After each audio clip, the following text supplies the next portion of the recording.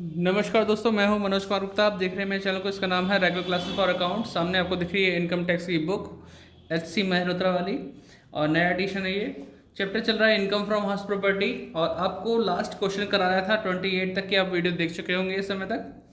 अब जो है आपको बता दूं, पेपर नज़दीक आ चुके हैं तो सारे क्वेश्चन तो नहीं करा पाऊंगा, लेकिन जो जो इंपॉर्टेंट है वो कराने की कोशिश करूंगा। अगर आप चाहते हैं कि सारे 1 to 1 क्वेश्चन देखना चाहते हैं तो आप मेरी पुरानी प्लेलिस्ट देख सकते हैं। उसमें 1 to 1 सारे क्वेश्चन करा रखे हैं, सभी के आंसर ऑलमोस्ट सेम है। आप वहाँ से भी कर सकते तैयारी, है ना। अगर आपको लगता है कि मैं उस 16 अप्रैल की डेट तक कोर्स पूरा नहीं कर पाऊंगा तो पुरानी प्लेलिस्ट देखो, सारे क्वेश्चन मिल जाएंगे वहाँ पे। अगर थोड़ा बहुत चेंजेस अगर आता है तो थोड़े रूल्स के अकॉर्डिंग अपने माइंड से चेंज करके कर सकते हैं।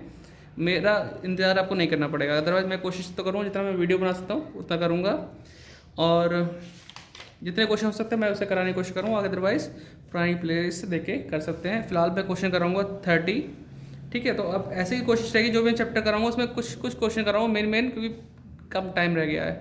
लेकिन आपको पूरे अगर करने हैं तो पुरानी प्लेलिस्ट देख के काम चला सकते हैं।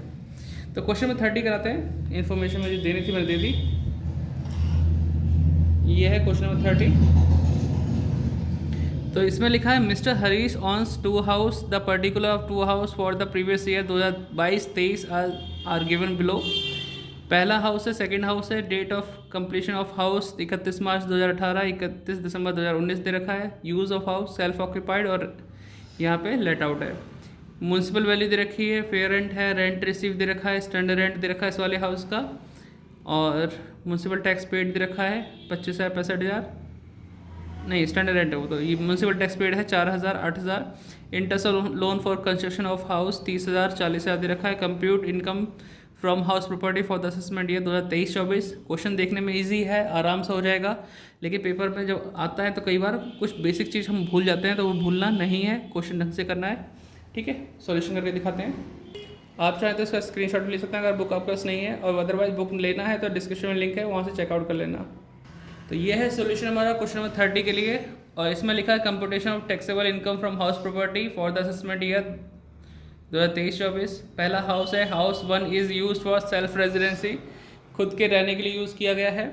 इसमें हम स्टार्टिंग करते हैं ग्रॉस एनुअल वैल्यू नील से। म्यूनसिपल टैक्स नील हो जाएगा, माइनस एनुअल वैल्यू आएगा वो भी नील रहेगा। तो 30% ऑफ AV निकालेंगे, वो भी नील रहेगा। इसमें डिडक्शन अंडर सेक्शन 24 लिखी दिया हमने ऊपर। इंटरेस्ट ऑन लोन 30,000 का लोन था, इंटरेस्ट उसका लोन इंटरेस्ट का लोन का इंटरेस्ट था 30,000, और वो कंस्ट्रक्शन के लिए था, तो अलाउेबल है, ठीक है।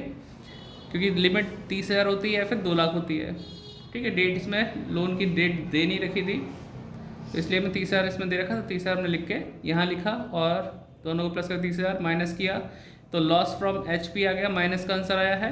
तो ये है इस पोर्शन या इस हाउस से लॉस है। सेकंड हाउस की तरफ चलते हैं, तो यहाँ लिखा है पहला point municipal value, second fair rent, third actual rent, और फोर्थ स्टैंडर्ड रेंट। तो म्यूनसिपल वैल्यू कितनी दे रखी थी इसमें हाउस की? 60,000 रुपये। फेयर रेंट कितना है?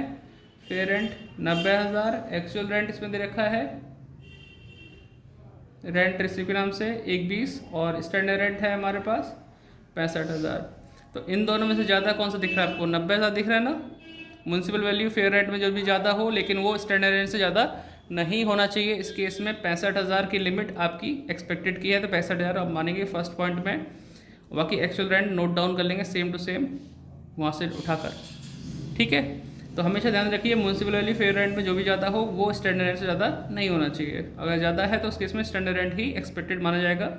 एक्चुअल रेंट हम सेम टू सेम उठाएंगे। अब देखेंगे इन दोनों में ज़्यादा कौन सा है, 120, ठीक है।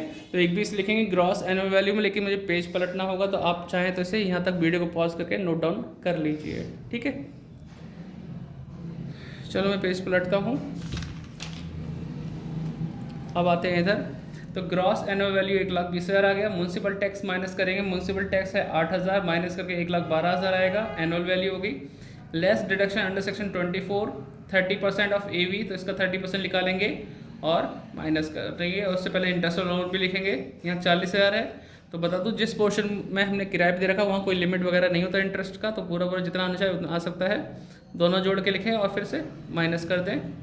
तो ये लाइन मैं हटा देता हूँ, इसमें से माइनस करेंगे और ये आंसर आएगा आपका 38,400, ठीक है। तो ये इनकम फ्रॉम एचपी है, पहले पोर्शन में लॉस था, तो total taxable income from HP निकालने के लिए इनकम में से लॉस माइनस कर दिया, तो हमारा आंसर है 8400, जो इनकम दिखाई दे रही है इनकम फ्रॉम हाउस प्रॉपर्टी के तौर पे 8400 की। बताइए कैसा लगा क्वेश्चन। तो समय ज़्यादा ना लेते हुए जल्दी जल्दी बताने की कोशिश करूँगा, ठीक है।